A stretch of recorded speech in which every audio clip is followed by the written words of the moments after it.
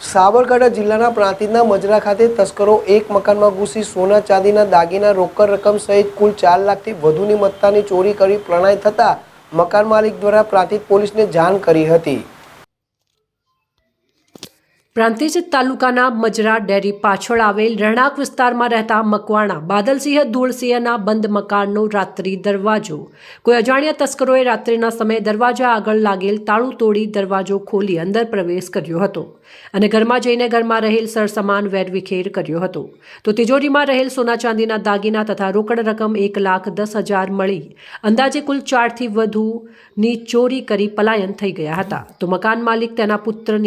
પુત્રીને ચિલોડા ખાતે સારવાર અર્થે હોસ્પિટલમાં દાખલ કરેલ હોય બધા પરિવારના સભ્યો રાત્રિના ચિલોડા ખાતે હોય તે દરમિયાન અજાણ્યા તસ્કરોએ મેઇન દરવાજાનું તાળું તોડી ઘરમાં ઘૂસ્યા હતા। તો વહેલી સવારે મકાનનો દરવાજો ખુલ્લો હોય તાળું તૂટેલ હોવાથી તેના પડોશીઓને ખબર પડતા આ અંગેની જાણ તેઓએ મકાન માલિકને કરતા તેઓ તાત્કાલિક ઘરે દોડી આવ્યા હતા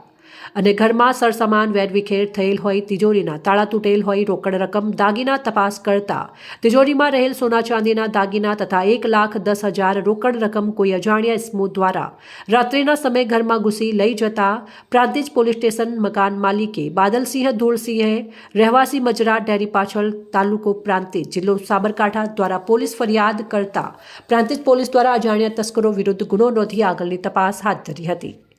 ઉમંગ રાવલ, પ્રાંતિજ।